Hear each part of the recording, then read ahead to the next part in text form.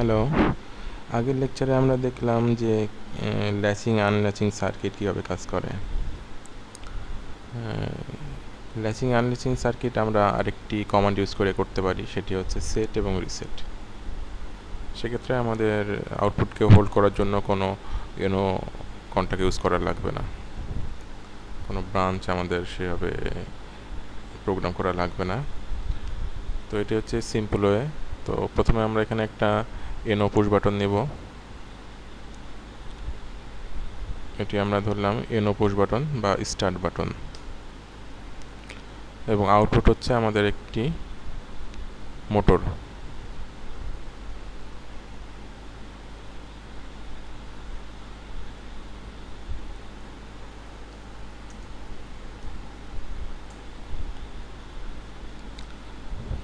তো আমরা এখানে কি লিখলাম যে মোটরটি হচ্ছে y0, তো আমরা লিখলাম সেট y0। তো এখন আমরা এই পুশ বাটনটি যদি পুশ করে ছেড়ে দিই, তাও আমাদের এই আউটপুটটি অ্যাক্টিভ অবস্থায় থাকবে বা মোটর চালু থাকবে, অফ হবে না, কারণ এই মোটরটি সেট হয়ে যাবে।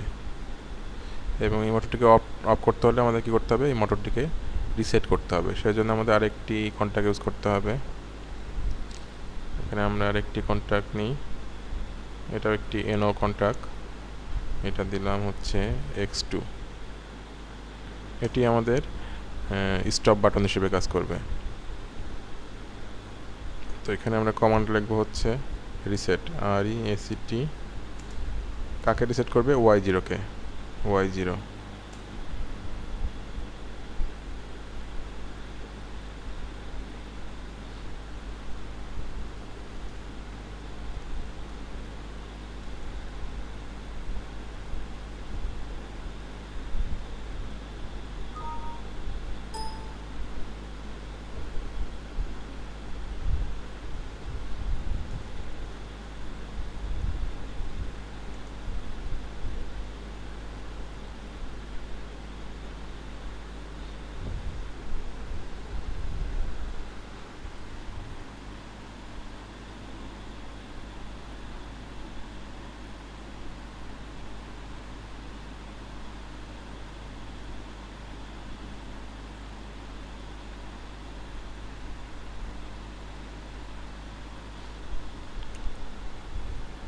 সরি, আমরা এখানে সিম্বলটা সিলেক্ট করেছিলাম না আউটপুটের, এটা সিলেক্ট করে তারপর লিখতে হবে রিসেট, RESET y0।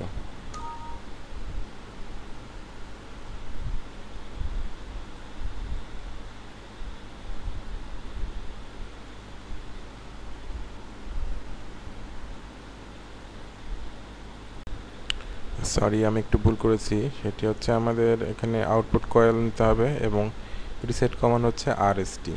আমি ভুল লিখেছিলাম, RST y0।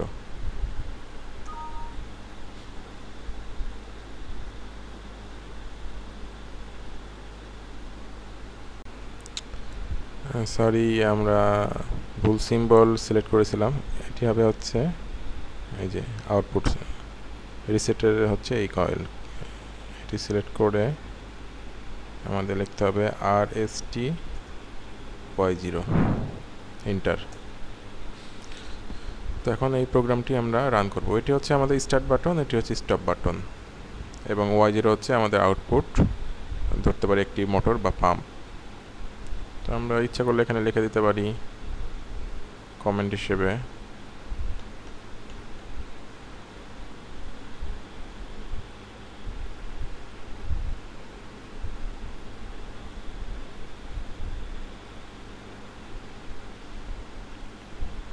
x1 হচ্ছে আমাদের স্টার্ট বা স্টার্ট বাটন, আর x2 হচ্ছে আমাদের স্টপ বাটন,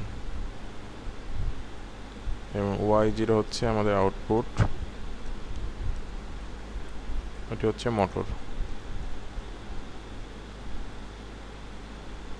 আমরা প্রোগ্রামে ফিরে যাই। এখানে ভিউ কমেন্ট দিলে আমরা কমেন্টে দেখতে পাবো। তো এটা আমরা কনভার্ট করি, এবার রান করে দেখি।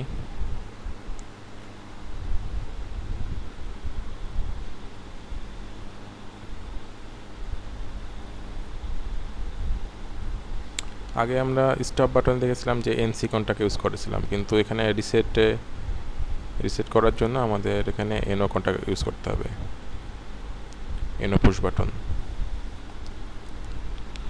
তো এখন আমরা টেস্ট করি।